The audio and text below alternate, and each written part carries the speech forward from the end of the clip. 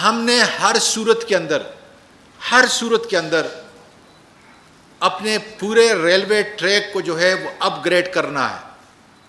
کوئی دوسرا راستہ نہیں. اگر آپ نے پاکستان کی معیشت کو اٹھانا ہے، جتنے بھی آپ کے ایکسپورٹر امپورٹر ہیں ان کی ان پٹ کاسٹ کو کم کرنا ہے، تو آپ نے ٹریک کو ہر صورت کے اندر، کوچز بھلے یہی ہوں، انجن یہی ہو جو ہمارے پاس کافی ہیں، فریٹ ویگن یہی ہو، لیکن سپیڈ بھی بھلے 120 میل ہو، کوئی بات نہیں، یا 100 میل ہو، لیکن آپ نے ٹریک کے انفراسٹرکچر کو ہر صورت کے اندر اپ گریڈ کرنا ہے. اس کے علاوہ کوئی دوسرا راستہ ہے نہیں. جس کے لیے ظاہر ہے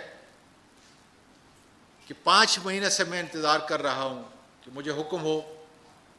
اب ظاہر ہے کہ اس لاسٹ میٹنگ کے اندر ہم نے اس چائنیز ایمبیسڈرز کو مختلف طور پہ بتایا ہے کہ اگر یہ نہیں ہو سکتا تو یہ کریں، یہ نہیں ہو. میں نے تو یہاں تک کہا ہے کہ کم از کم یہ فیز 1 جو ہے، جس پہ ٹوٹل خرچہ آپ کا $2.4 بلین آتا ہے،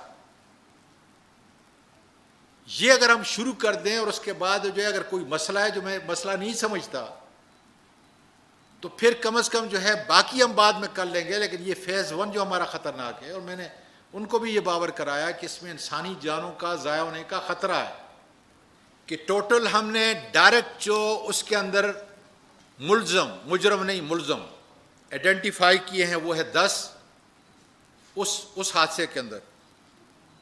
انڈائریکٹ جو انوالو ہیں وہ ہے 12.